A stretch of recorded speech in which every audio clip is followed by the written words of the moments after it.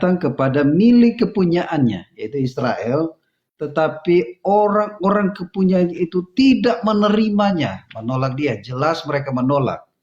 Dan ayat 12, tetapi semua orang yang menerimanya, termasuk saya menerimanya, diberi kuasa supaya menjadi anak-anak Allah, yaitu mereka yang percaya dalam namanya dan dalam namanya. Ya. Makanya kami percaya Yesus datang sebagai Tuhan dan Juru Selamat, menolong hidup kami. Dialah firman Allah yang turun ke bumi, jadi sama dengan manusia. Dialah firman, di ayat 12, 14 dikatakan dia firman Allah yang turun ke bumi. Gitu. Makanya kami percaya dialah satu-satunya Juru Selamat dunia.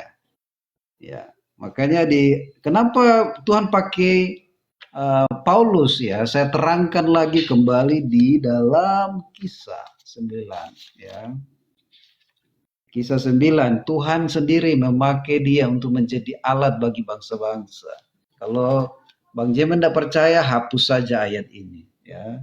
Di Kisah Para Rasul 9 ayat 15, tetapi firman Tuhan kepadanya, pergilah sebab orang ini alat pilihanku untuk memberitakan namaku kepada bangsa-bangsa lain serta raja-raja dan orang Israel. Jadi Paulus Tuhan pakai untuk keselamatan ya.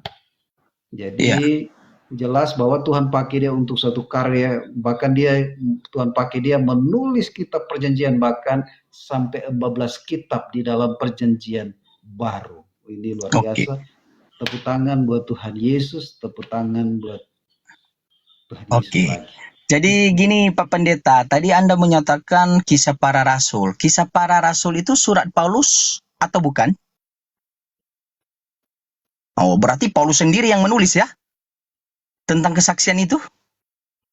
Pak, jadi Bang Jeman tidak percaya tentang kitab Paulus? Enggak, saya tanya dulu, jawab dulu Pak. Kita pelan-pelan Pak Pendeta. Iya, saya tanya, itu memang surat Paulus, Kisah Para Rasul? Nah, dari ke-12 murid yang dipanggil Yesus tadi, ada nggak nama Paulus untuk memberitakan Injil? Oke, memang dalam Matius 10, 12 Rasul itu Tuhan pilih, Paulus belum ada. Ya. Paulus hanya mengejar para pengikutnya. Para pengikutnya dan membunuh, aniaya, ya itu kerjanya Paulus. Tetapi enggak, yang Tuhan saya tanyakan, menangkap dia.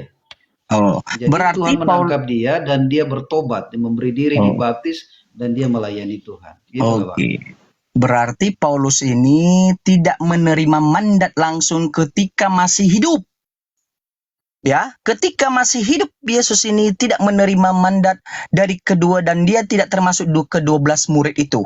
Atau ke-11 yang kenapa dikatakan ke-11? Karena Yudas Iskariot telah gugur menjadi 12 muridnya. Oke, berarti Paulus tidak masuk. Lalu di Kisah Para Rasul tadi Bapak Pendeta menyatakan, Paulus menyatakan bahwa Yesus berkata kepadanya, tetapi Paulus yang menuliskan.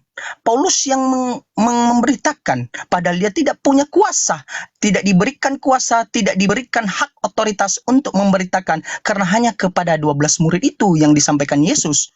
Aku memanggil 12 muridku. Tidak ada nama Paulus. Nama Markus di sana tidak ada. Korintus tidak ada. Nah, itu satu poin harus kita lihat. Kita pakai data Pak Pendeta ya. Jangan kita penafsiran asumsi, justru itu adalah asumsinya. Oke, selanjutnya ketika Bapak Pendeta menyatakan bahwa itu disampaikan karena orang berkhianat, Bani Israel berkhianat, betul kan Pak Pendeta? Ya, jadi mereka tidak menerima firman Tuhan itu lalu ke negeri lain. Saya tanyakan, datangnya tadi Matius 10, Matius 28, itu Yesus sudah disalib atau tidak? Di sini kita lihat, Yesus sudah disalib atau tidak? Pak Pendeta, Matius 28 itu Yesus telah disalib atau tidak? Nah, ini belum. Kalau Matius 28 itu belum. Bapak yakin Matius 28 belum disalib? Ada keterangannya bahwa Yesus disalib, telah disalib. Makanya diutusnya nanti ke-11 kan dia bangkit. Matius 28 Pak. Jangan ngarang. Sabar, makanya saya belum baca. Iya, Matius 28, Pak. Oke, Ahijimen, Yesus maaf sudah saya bangkit, potong Pak Yesus Pendeta sudah bangkit. sedikit karena gini Pak Pendeta, ya saya kebetulan ada kegiatan dan di sini ada pengganti saya Pak Kampret. Pak Kampret, izin ya saya kegiatan dulu, mungkin tetap kondusif lah. Ini Pak Yesua juga, terima kasih ya Anda sudah kondusif. Siap, siap, Ini siap. Pak Pendeta dulu biar sama Ahijimen. Saya sapa dulu yang baru naik, Kohlim, Pak Prop sama Pak Kampret. Assalamualaikum. Waalaikumsalam warahmatullahi wabarakatuh. Ini kan judulnya mualaf PS Pendeta, ya biarkan dulu para mualaf ya, Ahijimen termasuk kokoh Kohlim ini mualaf juga. Lanjut Pak Pendeta, nanti Yosua bisa menanggapi, lanjut. Izin. Waalaikumsalam warahmatullahi wabarakatuh. Tengahi Pak Izin, Kampret, tengahi ya, atur. ini Bu Mohon ya, maaf Pak Kampret, izin. lanjut. Ya, siap, siap. Ayo, Pak Pendeta, Izin Matius sediakan. 28 tadi ada keterangan Yesus disalib atau tidak? Sudah disalib atau tidak? Ya itu belum. Ini sudah. Yesus Sudah, di ayat 28 sudah, itu makanya. kebangkitan Yesus. Habis itu iya. Jadi perintah untuk memberitakan Injil ini Ya. Berarti Matius 28 yang saya sampaikan, janganlah kamu pergi ke bangsa lain, tetapi hanya bangsa dari Bani Israel. Janganlah kamu pergi ke kota yang tidak menerima kamu, lalu pergilah kau dari kota tersebut dan carilah bangsa yang tersesat, bangsa Bani Israel di luar bangsa-bangsa lain yang masih tersesat itu di Matius 28 juga, Pak. Berarti makanya dia mengatakan pada akhirnya, kuutus kembali lagi ke 11 muridku. Berarti sudah disalib, Pak, nubuat tersebut.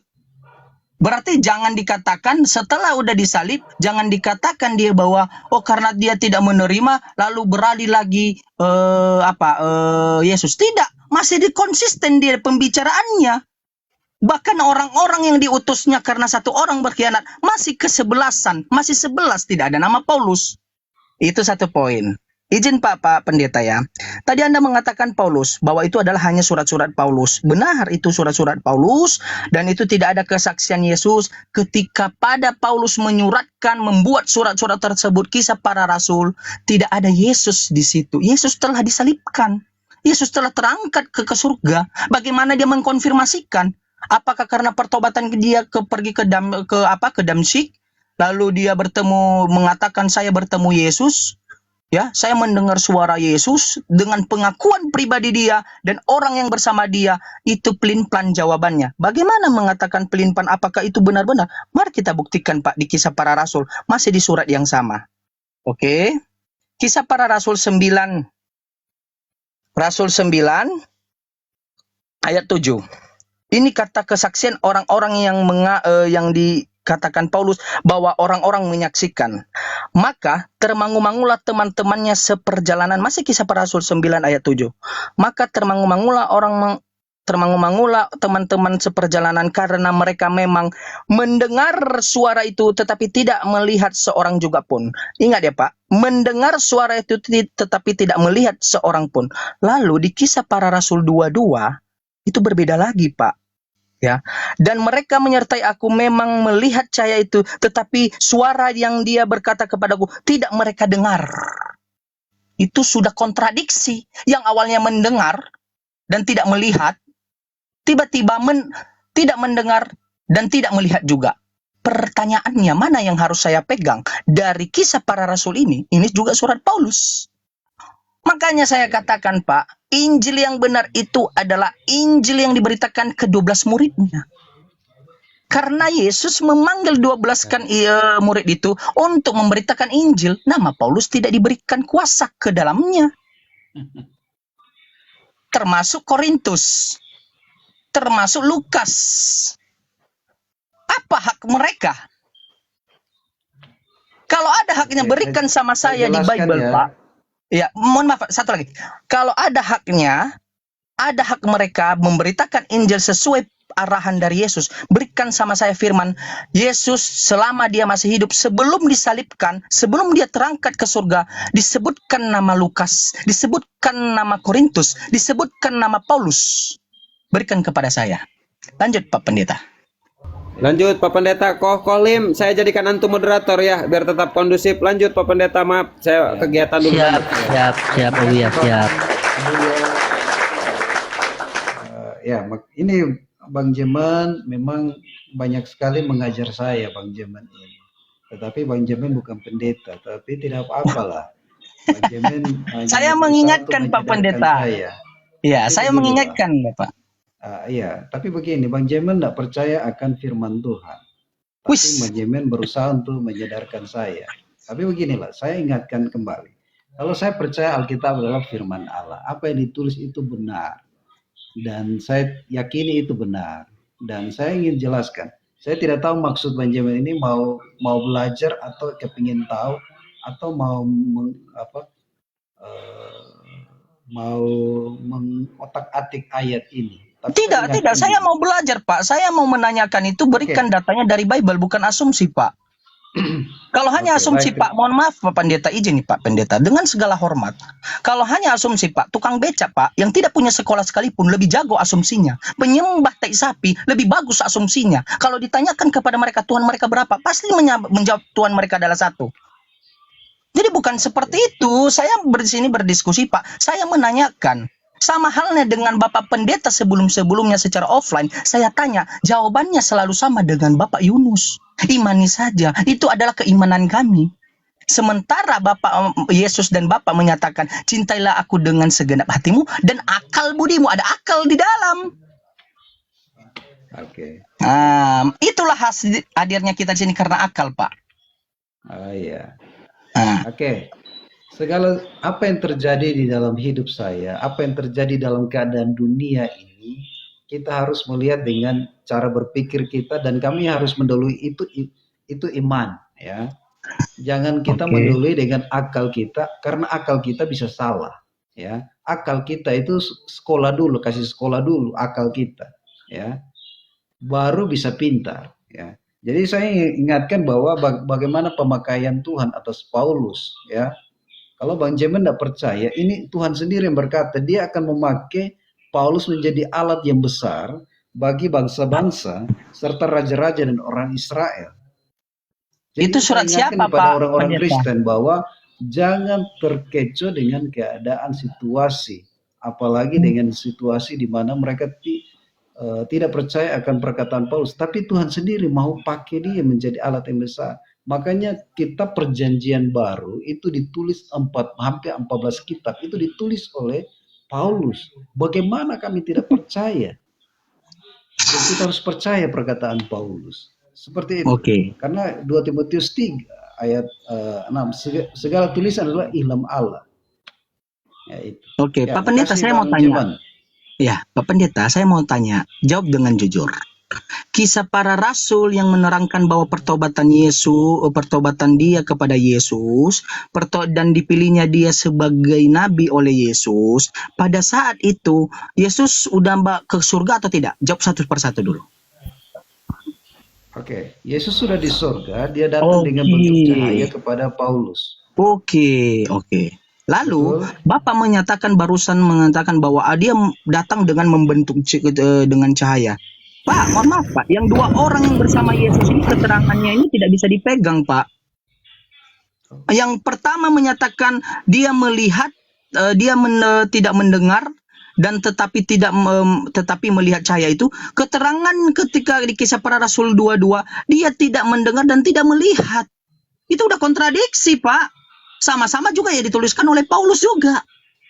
Itu udah kontradiksi. Kalau dalam hukum itu, Pak, batal demi hukum keterangan saksi tersebut. Tidak dibenarkan. Itu satu poin. Ya. Pertanyaan selanjutnya, apakah Paulus ketika dia menuliskan ada hak otoritas ketika Yesus masih hidup? Dari 12 murid yang dipanggil Yesus, apakah ada nama Paulus? Atau ada dikonfirmasikan Yesus ketika dia masih hidup bahwa kupilihkanlah dari di luar 12 murid ini adalah Paulus? Ketika masih hidup, garis bawah, ketika masih hidup. Itu satu poin. Bapak tadi mengatakan bahwa kita harus mensekolahkan akal. Pak, justru karena saya menyekolahkan akal, Pak, Saya menanyakan mana datanya tertulis. Bukan itu jawaban yang saya harapkan tadi sama Bapak. Menurut iman saya, mohon maaf Pak sekali lagi. Saya katakan berulang-ulang, iman itu tanpa akal dan tanpa pembuktian yang tertulis. Karena kita bukan di zaman Yesus dan bukan di zaman Nabi. Itu hanya adalah omong kosong belaka. Begitu dia Pak Pendeta.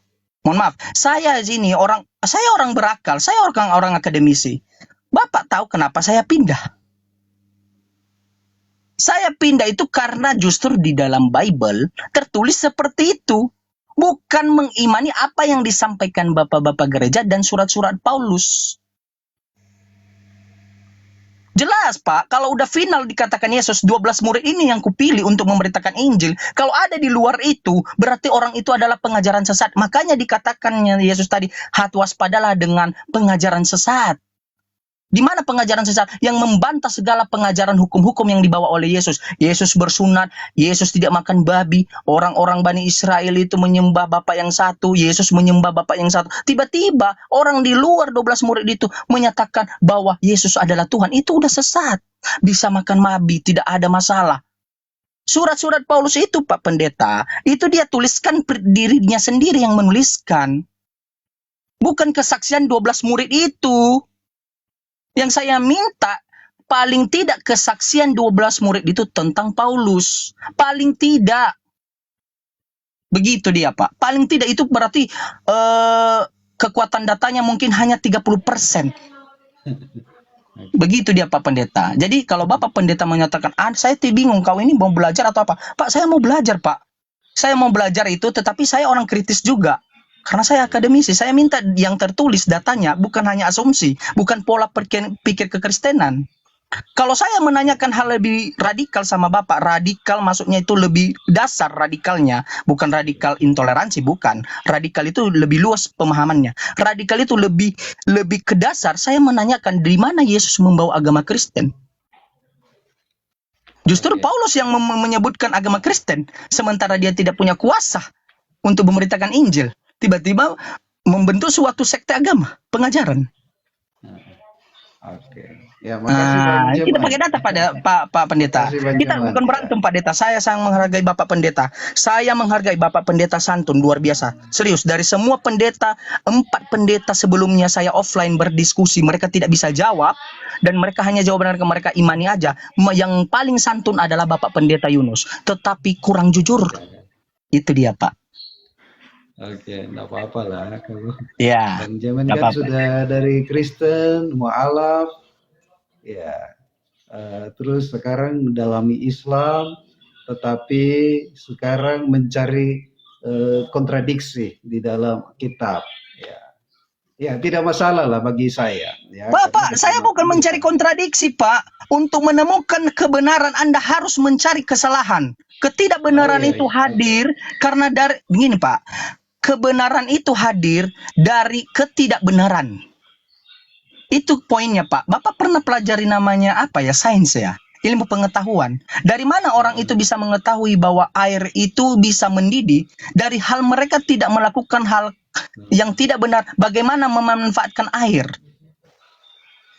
Oke. Dari ketidakbenaran hadirlah kebenaran, Pak.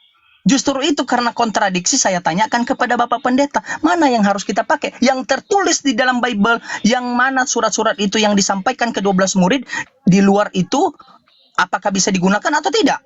Atau hanya asumsi orang bapak-bapak gereja, penafsiran mereka? Makanya saya tanyakan mana datanya, Oke. Pak. Datanya, saya tidak Oke. butuh asumsi, Pak. Saya udah katakan, Pak, sekali lagi. Kalau hanya perkataan asumsi, Pak Pendeta, orang penyembah tai sapi, mereka itu jago asumsi, Pak. Lebih masuk logika daripada pernyataan Bapak ini. Asumsi orang itu. Begitu dia, Oke. Pak Pendeta. Bang Jeman, kita kadang-kadang kita lupa apa Bang Jeman tanya, jadi tolong Oh, saya jangan tanyakan tadi. panjang lah. Oke, yang Jadi saya tanyakan, saya ulang, Pak. Yang saya tanyakan, bagaimana Paulus menerima, ya, bagaimana Paulus menerima kuasa dari Yesus sementara Paulus telah diangkat di surga. Sementara ketika hidup hanya 12 murid itulah yang dipilihnya. Bahkan di luar disampaikannya, jika ada yang menyatakan aku bertemu Mesias dan di sini setelah dia diangkat, janganlah percaya kepadanya. Itu kata Yesus, Nah, bukan kata saya. oke, gini loh Bang Jeman. Oke. Kadang Lanjut. kita lupa, jadi saya mau supaya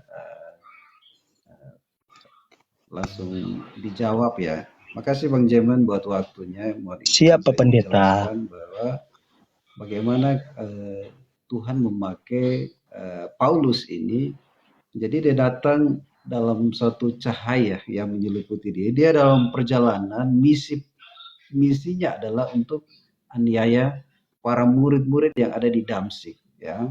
Dan ayat 3, dalam perjalanan ke Damsyik, ketika ia sudah dekat kota itu, tiba-tiba cahaya memancar dari langit mengiringi dia. Ia rebah ke tanah dan oleh suatu suara yang berkata kepadanya, Saulus, Saulus, mengapa engkau aniaya aku? Ya. Jawab, siapakah engkau Tuhan? Katanya, akulah Yesus yang engkau aniaya itu. Jadi ini pertemuan Yesus dengan Paulus dalam bentuk cahaya, ya. Dan suara juga itu disampaikan kepada Ananias. Dan ayat 15, Tuhan mau pakai si Paulus ini menjadi alat yang besar. Ya, tidak apa-apa kalau menjadi tidak percaya. Tetapi ketika dia bertemu dengan cahaya itu, 3 hari tidak makan, matanya buta. Disitulah titik sadarnya, matanya buta. Ya, ketika dia bertemu dengan Tuhan lewat cahaya itu, matanya buta, dan Tuhan ada suara kepada Ananias untuk dia terus perjalanan ke Damsyik karena ada murid Tuhan, dan di sana dia sadar. Sementara didoakan, matanya mulai terang kembali dan memberi diri dibaptis. Setelah dibaptis, dia untuk berapa hari dimuridkan bersama dengan murid-murid Tuhan yang lain di sana. Dan di situ di ayat 20, ketika ia memberitakan, ayat 9, Saulus tinggal berapa hari bersama-sama dengan murid-muridnya di Damsyik. Ketika itu juga ia memberitakan Yesus di rumah-rumah ibadat dan mengatakan bahwa Yesus adalah anak Allah. Ya, artinya bahwa dia yang dahulunya adalah pembunuh, tetapi dia Tuhan telah mengangkat dia, dikasihani oleh Tuhan untuk menjadi alat Tuhan. Jadi kalau Bang Jeman tidak percaya tentang Paulus ini, maka ini kisahnya tentu agak pendek, kisah pertemuan Yesus, tapi dia sudah menjadi alat Tuhan. Siapa yang mengajar dia untuk menulis? Roh Kudus yang membantu ilhami menulis semua tulisan di dalam kitabnya. Kira-kira begitu Bang Jeman. Oke, Pak Pendeta. Tuhan Izin Pak, berkati saya Bang cangkal Jeman. dulu Pak. Ini saya sobat Dunter Pak, kita harus fix dulu ini. Oke, gini Pak Pendeta ya. Tadi Anda mengatakan melihat cahaya itu. Ini kisah para rasul 22. Ini tulisan Paulus juga. Yang menjelaskan pertobatan dirinya itu adalah hanya dirinya yang bersaksi. Dan tulisan-tulisannya, ini biar saya baca. Dan mereka yang menyertai aku, ini kata Paulus di tulisannya, memang melihat cahaya itu, tetapi suara dia yang berkata kepadaku tidak mereka dengar. Berarti melihat cahaya. Sementara di tulisannya yang lain, kisah para rasul 9, Paulus juga yang berkata, maka termangu-mangulah teman seperjalanan karena mereka memang mendengar suara itu. Tadi tidak mendengar, sekarang mendengar. Pelin-pelan Pak. Tetapi tidak melihat seorang juga pun. Ini lebih parah, tidak melihat sama sekali. Kalau tadi melihat cahaya tersebut. Jadi itu tidak bisa dijadikan dasar karena keterangan satu sama lain berbeda, kontradiksi, dan keterangan yang diceritakan oleh Paulus kemudian itu juga tidak bisa dipegang karena dia tidak dipilih oleh Yesus. Nah, itu poinnya. Satunya, dan itu keterangan dari dirinya. Kalau itu asumsi Bapak mengatakan, oh ini kan walaupun surat Paulus, keterangan dari diri dia, dan dia telah diangkat karena dipilih Yesus, itu keterangan dia. Bagaimana dengan Nabi Luga? Itu keterangan Nabi Luga. Luga menyatakan dia bertemu Yesus, hanya yang dia yang bersaksi. Kenapa Bapak tidak beriman kepada Nabi Luga, mengimani Nabi Luga juga? Paulus berbuat mujizat apa emangnya? Saya udah bilang dia di luar konteks untuk pemerintahan Injil. Bagaimana bisa dipegang dasar? Oke lah Pak Pendeta, saya ngerti. Pasti Bapak menjawab, ya itu menurut iman kepercayaan saya sudah duga. Ya itu tidak masalah Bapak Pendeta ya. Tetapi apapun ceritanya Pak Pendeta, iman itu harus dibekali dengan akal. Karena gini Pak Pendeta, kalau saya tanya sama Bapak Pendeta, berarti dari semua penafsiran Bapak, Yesus itu Bapak mengatakan bahwa dia adalah Tuhan yang disembah. Yesus. Jawab Pak Pendeta, Yesus Tuhan yang disembah. Yesus itu lahirnya sudah Tuhan, ya. Wow, iya karena Alfa Omega kan Lahirnya. dalam pola Makanya kekristenan. dicatat. Nah, saya buktikan ya, Bang Jemen. Matius 1 ayat 21, ya. Teman-teman Kristen juga harus tahu. Ya. Di Matius 1, ia akan melahirkan seorang laki-laki dan engkau akan menamakan dia Yesus karena dia akan menyelamatkan umatnya dari dosa mereka. Siapa yang dapat menyelamatkan orang dari dosa? Hanya Yesus saja yang menyelamatkan orang dari dosa. Makanya Lukas 2 ayat 10 dikatakan begini. Ayat 11, ayat 10 lagi saya bacakan ya. Lalu kata malaikat itu kepada mereka, jangan takut sebab sesungguhnya aku akan beritahu kepadamu kesukaan besar ke seluruh bangsa. Hari ini telah lahir bagimu juru selamat. Hari bagimu juru selamat, yaitu Kristus Tuhan di kota Daud. Jadi dia sudah Tuhan yang menyelamatkan dia Tuhan. Berarti zaman tidak percaya ya, dia Tuhan. enggak Pak Pendeta. Saya mengikuti, saya tidak membantah karena itu pola kekristenan pikiran mereka gitu. Bahkan saya tambahkan ayatnya Pak, ada yang menyebutkan aku adalah Alfa dan Omega, aku adalah awal dan akhir. Betul atau tidak? Betul, itu kata Yesus. Nah, itulah dasar orang Kristen juga mentuhankan. Oke, berarti Yesus adalah Tuhan yang disembah dan dia adalah Tuhan sejak lahir. Ya, sebelum dunia ini diciptakan dia udah Tuhan. Betul atau tidak Pak Pendeta? Oke, betul. Lalu Allah juga Tuhan yang disembah atau tidak? Tuhan yang disembah Pak Pendeta. Ya, saya jelaskan ya. Yesus itu Tuhan Allah, makanya dia menyelamatkan umatnya dari dosa. Iya, jadi yang saya tanyakan Tuhan. Pak. Iya, yang saya tanyakan Allah ini Tuhan yang disembah juga. Tuhan itu salah. Iya, berarti enggak, saya tidak menyangkal Pak, saya mengiyakan gitu.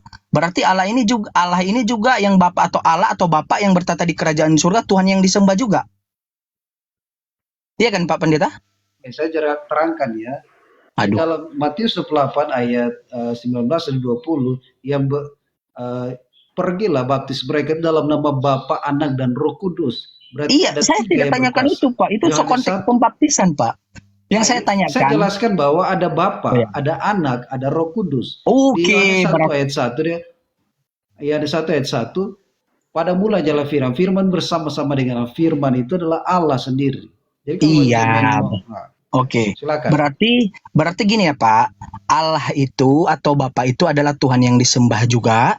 Dan Yesus itu adalah Tuhan yang disembah. Karena dia udah ada sebelum dunia ini diciptakan. Betul atau tidak Pak? Ya kan? Oke. Izin Pak, tolong dibesarkan saya, mau host. Saya mau tampilkan data. Izin bisa dibesarkan saya? Alhamdulillahirrabbilalamin.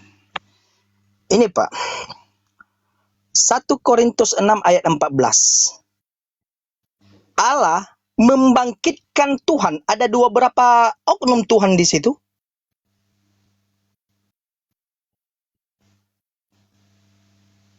Allah membangkitkan Tuhan. Tetap satu. Pak, kalau saya katakan gini ya Pak. Saya membangkitkan Pak Yunus. Ada berapa orang di situ? Oke Pak, di sini saya jawab Pak. Diam dulu Yesua. Ini kan sabar dulu Yesua. Saya nanti sama Anda, tenang Anda. Dewasa ini Bang Jeman ini. Iya. Ayo Pak Pendeta. Saya mengikuti, saya tidak membantah loh argumentasi Bapak karena iman Bapak. Bang Yesua boleh jawab? Boleh jawab. Oh Pak Yesua. Ayo cepat. Kenapa Pak Pendeta belum jawab? Nggak bisa jawab atau gimana Pak? Nah begini, saya jelaskan saya sendiri bahwa Yesus dan Bapa itu satu. Oke. Oke, kalau Tapi satu Benjamin berarti ketawa. oke, Sekarang berarti Satu apa Yosua dulu? jelaskan. kalau satu pekerjaan masuk, satu visi misi masuk dia di situ. Bisa. Tetapi kalau Bapak bilang satu pribadi, mohon maaf ya Bapak Pendeta. Masa saya membangkitkan diri saya? Bagaimana saya bisa membangkitkan diri saya ketika saya dalam keadaan mati? Oke. Saya ada data ini mau Oke. saya jawab. Enggak, jawab dulu ini 1 Korintus 6:14. Allah membangkitkan Tuhan. Allah membangkitkan Tuhan, yang Tuhan ini maksudnya Yesus tadi. Iya. Jadi Bapa dan anak ini adalah satu. Jadi kalau dia membangkitkan anaknya, enggak masalah. Iya, kan Pak Pendeta. Allah ini kan tadi adalah Tuhan. Sedikit. Kita kejar dulu satunya. Ketika Oke, disalib, Yohanes apakah Bapak juga mati? Yohanes 14. Nah, Supaya kita kamu tahu dia DP bahas itu. Bapa dan anak ini satu. Yohanes 14. Aduh. Ketika mati Pak, mati juga. Ketika Yesus mati disalib, Yesus Bapak juga Oke. mati. Kalau satu. Gini Bunda, Yesus itu mati di kayu salib, Iya, tapi Pak. Allahnya tidak mati, ilahinya tidak mati. Ini. Yohanes 14 ayat 6. Ketika dia gini kan Pak Pendeta bilang Yesus dan Bapa adalah satu. Ketika dia berteriak memanggil, Eli Eli, Allahku Allahku, Tuhanku Tuhanku, kenapa kau meninggalkan aku? Nah, yang ini yang saya mau jawab Sementara nih. Ini yang nggak bisa jawab ya. Iman Bapak, Ya. sementara iman Bapak mengatakan Yesus dan Bapa adalah satu. Kenapa Oke, dia harus Pak, saya panggil jawab, lagi Pak. Pak? Silakan. Pak, beri saya Biar peluang dulu dulu menjawab pendetamu, dia nih. kau ini kau pandang enteng pendetamu Nah, itu dulu. tadi kan Pak sudah Pendeta lama mau dengan jawab pendeta apa ya. enggak? Oke, Pak Pendeta Tadi kan sudah lama menyerahkan dengan ke pendeta Pak ya. Yosua. Sebentar Ya, dulu. silakan, Bang Yosua, ya. Pak Pendeta menyerahkan ke Pak Joshua. Pak Pendeta, Iya, iya. oke silakan Pak Joshua. Oke. Kenapa Yesua menyebut Eli Eli laba sabaktani? Tuhanku, Lama Tuhanku, kenapa engkau sabaktani. meninggalkan aku? Ya, Kenapa? artinya Tuhanku, kenapa engkau meninggalkan aku kan? Kenapa Karena- sini penonton kita juga mau ngomong sebentar dulu sebentar, nggak lama aku cuma saya kejar ini, nggak lama. Masa aku dari tadi aku naik loh, pertama naik kok diem, kok nyimak Nah, dulu. saya mau menjawab. Pinjaman ya. Jawab. Oke. Yang kita lihat itu hanya tubuhnya. Nggak ada di tapi sini pendeta roh- pes mualaf yang nggak ada. Yang penting yang mau bicara silakan, Pak Yosua. Tetapi roh Tuhan itu tidak akan mati, dia tetap hidup. Yang kita lihat itu hanya roh, yang kita lihat itu hanya Pak, tubuh ya. saya cuma Begini, sebentar ada- ini. Ketika Pak Pendeta ini Yunus bilang Bapak dan Yesus satu. Yang Ya. satu tuh. Ketika disalib, Oke, ini- kenapa pula dia masih memanggil Bapak? Allahku, kenapa kau Karena- meninggalkan aku? Karena roh yang ada di dalam Karena roh, tubuh ya. Tuhan Yesus itu adalah roh Tuhan sendiri. Roh Lah, Tuhan yang meninggalkan Tuhan. Tidak gimana begini. Roh caranya? Tuhan itu meninggalkan tubuh, ya. Kenapa Roh Pak Tuhan kalau itu meninggalkan meninggalkan tubuh. Oke Kak. Kalau meninggalkan Sahabat saya. tubuh Pak, Bang, Oke, kenapa kalau dengar dulu Pak. meninggalkan? Saya akan mau menjawab Pak. Ya, saya mau menjawab ya. Oke.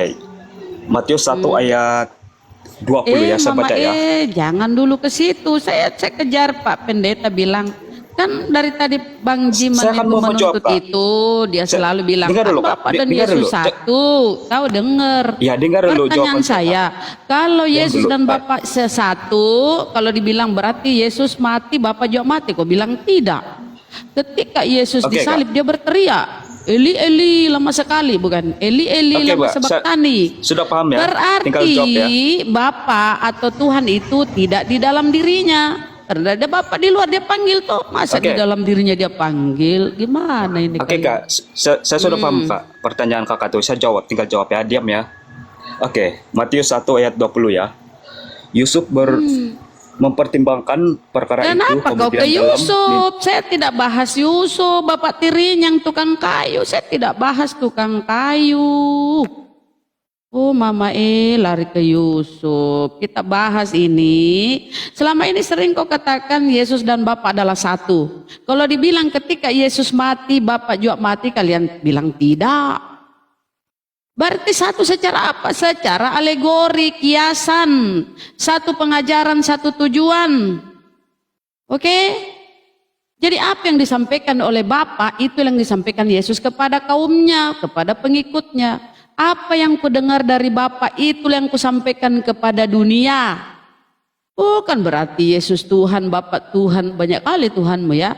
Jadi fakta bukti bahwa Yesus bersujud, Yesus berdoa, Yesus memanggil Tuhannya, Yesus menengadah ke langit. Kalau Yesus adalah Bapa itu bersatu dengan Bapa, gak usah dia menengadah ke atas. Cukup dia lipat tangan kayak kalian berdoa kan di gereja tuh lipat tangan ke dada. Yesus selalu berdoa, enggak seperti orang karesting, dia berdoa menghadap ke atas. Tangannya ditengadahkan ke atas. Artinya apa? Memohon kepada yang Maha Kuasa yang ada di atas. Oke, brother. Semoga kau paham ya. Lanjut Bang Jimen. Oke, izin Pak Pendeta ya. Tadi saya tidak membantah pernyataan Bapak argumentasi, padahal kita udah berpindah, padahal Bapak Pendeta tadi tidak bisa menjawab secara pakai data ya. Hanya menyatakan pada akhirnya itulah iman kami. Jimen mau percaya tidak, terserah. Oke, iman tanpa data yang tertulis itu saya anggap juga secara pribadi iman kosong. Karena berkata-kata daripada mulut, bukan berkata-kata dari firman Tuhan. Itu satu poin. Kedua Pak, saya tanyakan, Yesus itu adalah Tuhan yang disembah atau tidak? Iya, Tuhan disembah, karena dia itu adalah satu dengan Bapa. Allah atau Bapa, Tuhan yang disembah atau tidak? Oh iya Pak Jimen, dia itu adalah Tuhan yang disembah. Oke, ketika saya tunjukkan 1 Korintus 6 ayat 14, Allah ini untuk membuka akal Bapak itu memang sulit Pak. Itu sulit sekali karena sudah dari kecil apa yang sudah diajarkan setiap minggu, mungkin ada juga belajar penginjilan, tapi yang dimasukkan di otak oleh orang-orang sebelumnya yang Bapak temui ya pendeta ya apalah, itu nggak akan dengan gampang Bapak membuka diri, menerima, walaupun di Bible Anda sendiri menunjukkan sekarang ini, mungkin selama ini nggak pernah tahu, walaupun Bapak pendeta, saya nggak akan, bukan saya mau menyalahkan, tapi secara psikis Bapak tuh udah terkontaminasi, kayak air kalau udah terkontaminasi, itu susah untuk mengkelirkan lagi, kecuali Bapak membaur dengan air laut atau air apa, itu aja. Jadi menurut saya di sini, jalan satu-satunya memang kita harus belajar terus kan, walaupun kita udah pendeta, walaupun udah ustadz apa, belajar lagi tapi buka akal Bapak. Yang dijabarkan sama Bang Jimen Bunda Rahma itu jelas sekali. Itu ada 2 oknum. Bapak dan saya adalah satu. Itu satu perjalanan. Jadi Bapak menyampaikan sesuatu terhadap anaknya supaya menyampaikan lagi kepada jamaat, tapi tetap si anak ini mengadu lagi sama si bapaknya, makanya dia sampai ada sujud, terus dia minta tolong. Tidak mungkin itu satu oknum Pak, 2 oknum menjadi satu, tapi mereka sejalan, dan Yesus ini adalah jalan menuju ke rumah Bapak.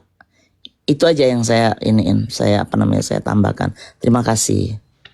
Oke, terima kasih ya. Saya juga tidak lama lagi. Saya mohon maaf ada kata-kata yang salah, dan saya ingin sampaikan bahwa Yesus adalah satu-satunya juru selamat, dan siapapun pasti rindu masuk surga. Yesus adalah jalan keselamatan dan hidup kekal. Tidak ada yang nama lain dikaruniakan hidup kekal. Yohanes 4 ayat 12, di kolong langit dan hanya Tuhan Yesus adalah juru selamat. Pak, saya potong nih, terpaksa nih, karena Bapak ku tengok mau khotbah. Hidup kekal memang Yesus menjanjikan hidup kekal Pak. Ya, tapi apa itu hidup kekal Pak? Sambung dengan 17:3. Bapak cuma kutip 17:2. Hidup kekal memang dijanjikan oleh Yesus. Kemudian 17:3 diperjelas, inilah hidup kekal itu. Gitu Pak.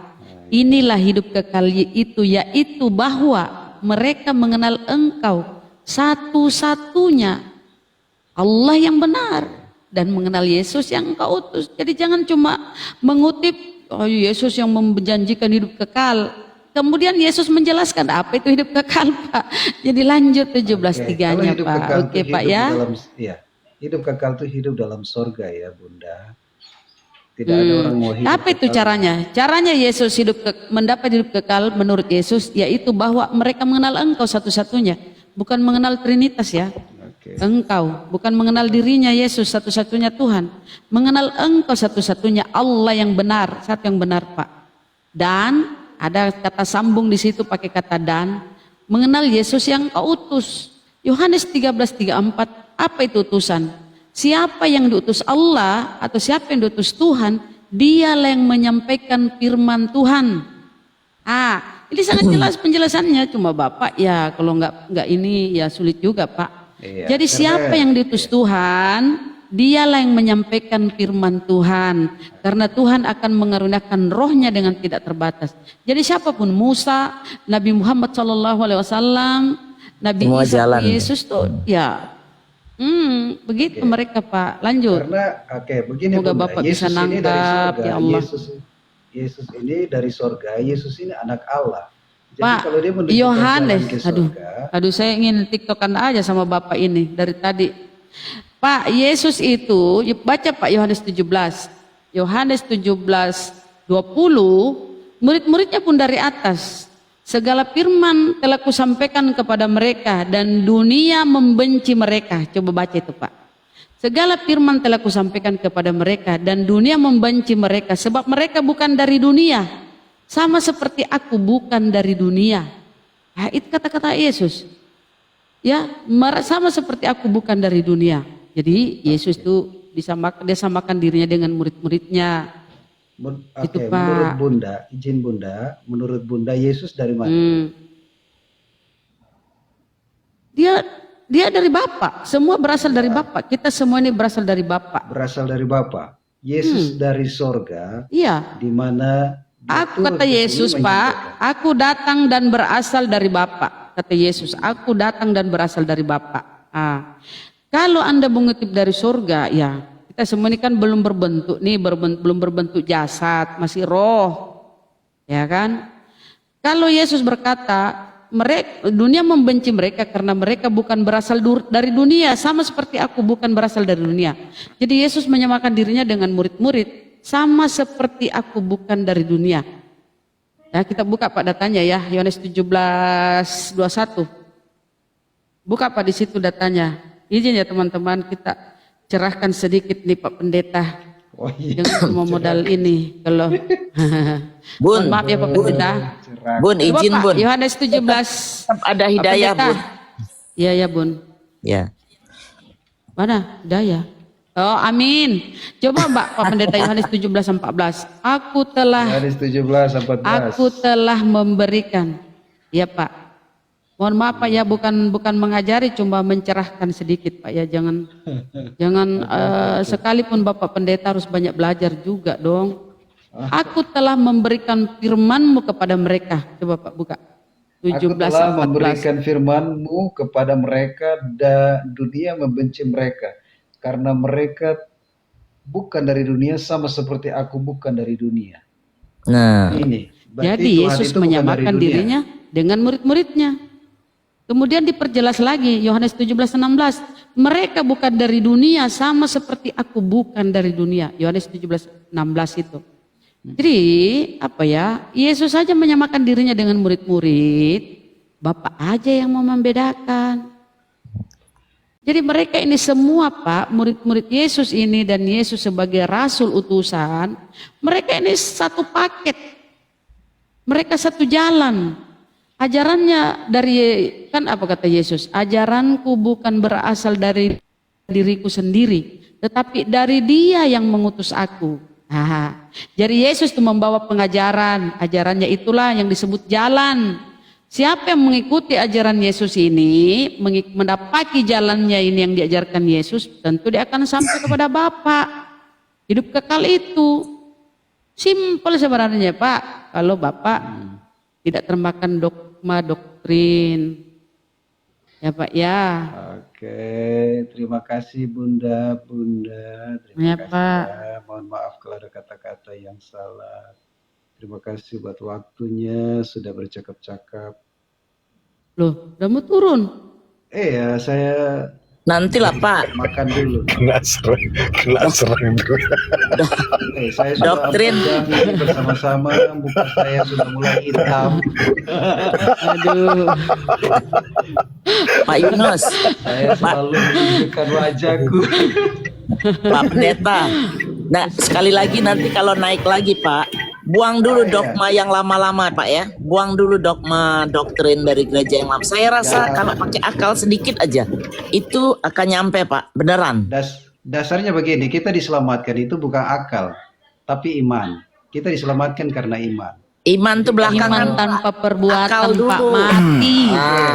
Gini loh, Iman Bunda. belakangan Pak. Orang Islam Gini juga loh, punya iman, bunda-bundaku tapi yang harus baik berakal. hati. Gini loh bunda-bundaku, Bunda melihat dunia ini akal atau iman? Pak, sumber iman itu Pak, ya dari akal. Jawab akal. dulu, Kalau kita Bunda melihat apa itu? dunia ini akal lebih dahulu atau iman? Tergantung dari apa lebih dulu apa perspektifnya. iman? Dunia, maksudnya. Artinya begini, Bagaimana Dari cara? sudut pandang mana dulu? Dunia ini kan Iya, nggak Dunia bisa kan lihat dia- dunia aja. alam ini, alam semesta ini akal atau akal Pak, akal kita, Oke, akal kita harus makanya menangkap nggak dulu. sampai. Iya. Akal Masalahnya dulu gini Pak. Pak Pendeta ya. Ya, kita Pak melihat Pendeta, dunia saya yang mau Iya, Silakan, Pak Pendeta saya mau tanya sama terakhir nih terakhir banget nih ya. Karena gini Pak Pendeta, kalau saya lihat Pak Pendeta ini lebih menggunakan namanya konsep justification sola fide atau namanya iman sola fide ya kan. Iman. Pembenaran hanya oleh iman.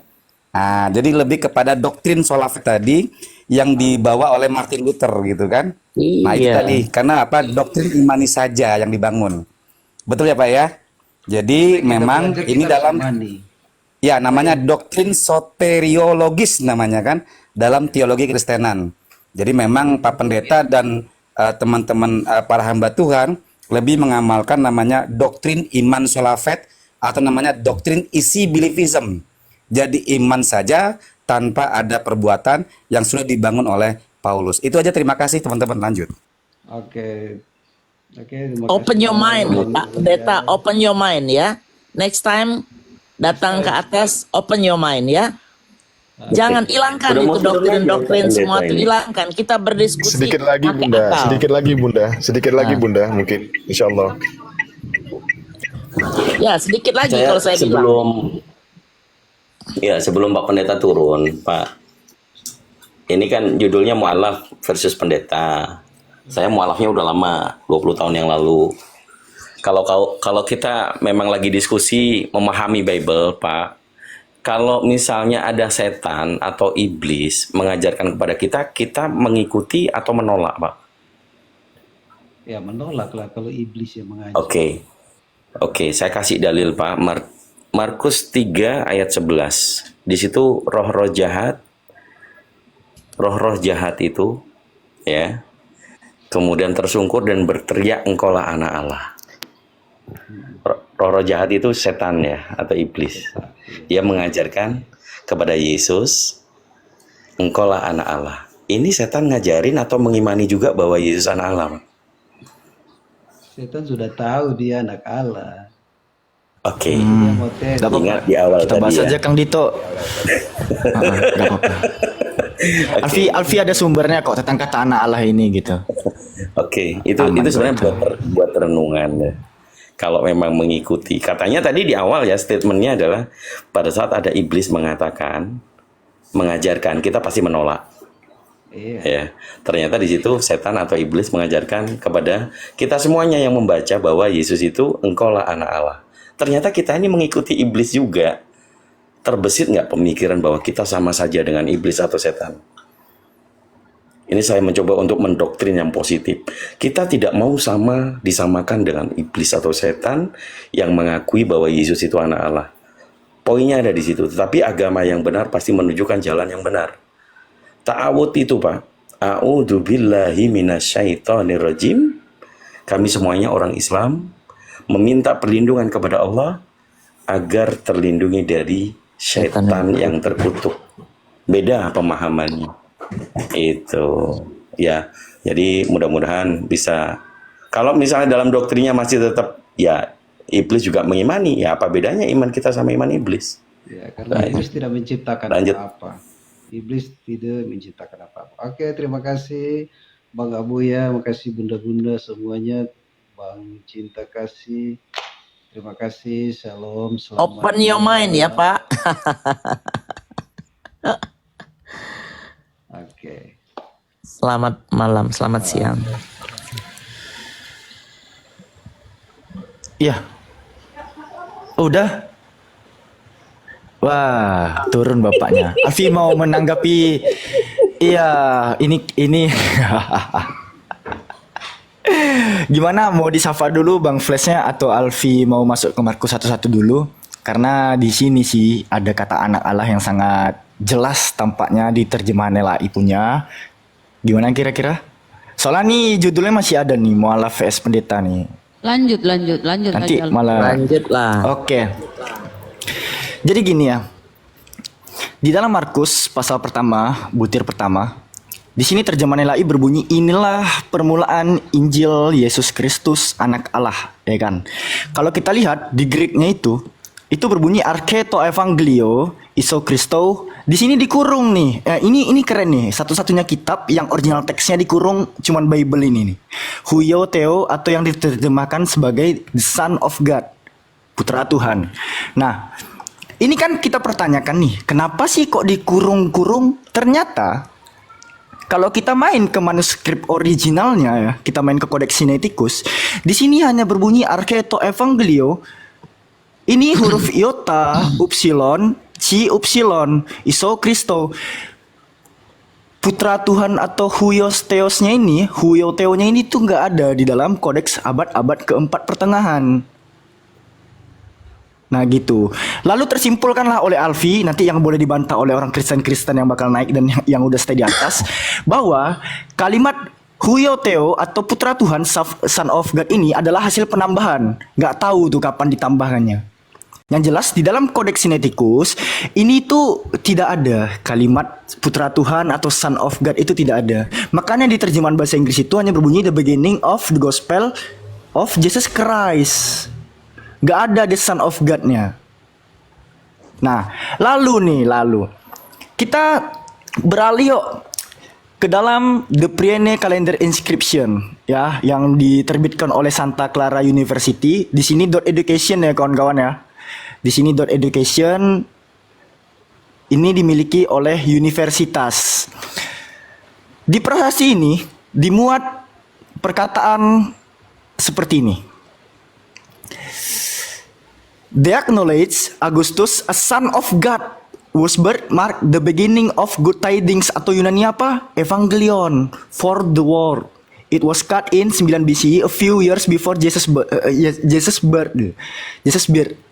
Jadi sebelum eksistensi Yesus itu, kelahiran Yesus, seorang Agustus itu telah diketahui sebagai Son of God, putra Tuhan, yang kelahirannya itu menandakan dimulainya kabar baik atau good tidings, yang Yunani itu berbunyi evangelion. Ujuk-ujuk masuk ke Markus evangelionnya. Bahkan huios theos atau Son of God-nya pun masuk juga.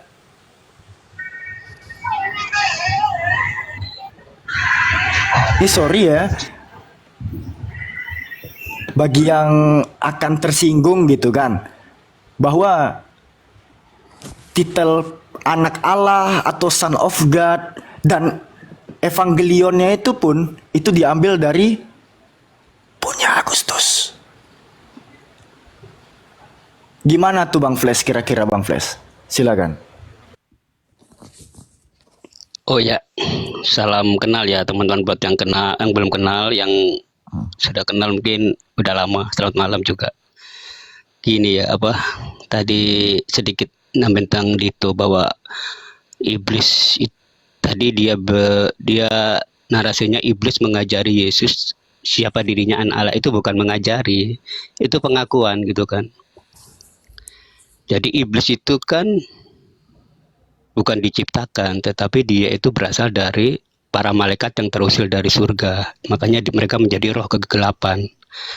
Nah, mereka mengaku Yesus itu sebagai anak Allah, jadi gak ngajarin. Itu mungkin meluruskan sedikit ya. Nah, tadi dibahas Mas Alfi, bahwa anak Allah itu adalah tambahan ya. Nah, menurut kekristenan Timur Tengah, di Arab, di Israel sendiri juga Yahudi Mesianik itu mengakui bahwa Yesus itu anak Allah gitu kan. Mereka pun punya original teksnya bahwa Yesus itu adalah anak Allah. Nah, di dalam Alkitab bahasa Indonesia, Pilatus tidak menemukan ketika Yesus mau ketika Yesus dalam penangkapan, dalam pengadilan itu kan, dihakimi itu kan, Pilatus tidak menemukan kesalahan apapun dalam diri Yesus, dan dia nggak tahu harus diapain. Nah, ketika ada orang-orang Yahudi meminta Yesus diserahkan kepada dia supaya Yesus ini dihukum mati. Karena apa? Karena Yesus itu menyatakan sebagai anak Allah. Itu orang-orang Yahudi yang bilang begitu ya. Jadi Yesus diserahkan kepada orang-orang Yahudi oleh Pilatus. Itu kemauan orang-orang Yahudi karena Yesus menganggap dirinya anak Allah. Maksud dari kenapa Yesus menganggap dirinya anak Allah itu sebagai penghujatan bagi orang Yahudi di masa itu, yaitu kalau anak Allah artinya menyetarakan dirinya dengan Allah itu sendiri gitu, Mas Alfi. Itu tanggapan saya sedikit ya.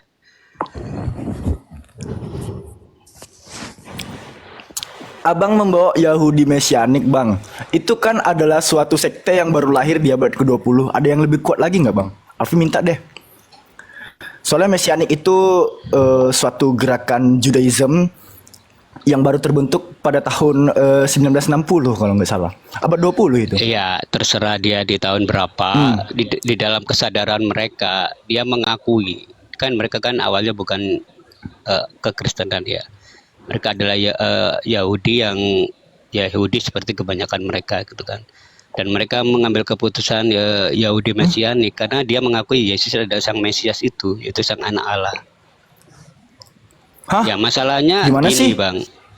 Masalahnya di sini nggak ada Yahudi Mesianik yang bisa berdebat dengan Abang ya. Kalaupun bisa, masalahnya kan terkendala bahasa kali ya. Jadi mungkin itu sih. Mungkin ya cari orang yang mengerti tentang Yahudi Mesianik. Seperti itu. Lah, gini abangku. Barangnya baru muncul di abad 20 nih gerakannya. Dan orang-orang rabbinik itu udah menetapkan Mesianik tuh sesat, heresi. Ya wajar Bang. Juga di Islam sendiri saling menyesatkan ada banyak Bang. Jadi ya itu kan namanya. Ya wajar. Namanya Mana warna. ada orang ngaku-ngaku Yahudi Ya. tapi menghalalkan babi. Itu lucu. Itu Mesianik tuh. Ngaku-ngaku Yahudi menghalalkan babi. Nah, itu tuh Mesianik tuh ciri-cirinya tuh. Iya, terserah kan Abang. Tapi yang jelas Yesus itu adalah Oh, Allah. kok terserah? Satu-satunya sekte Yahudi yang menghalalkan babi itu cuma Mesianik tuh.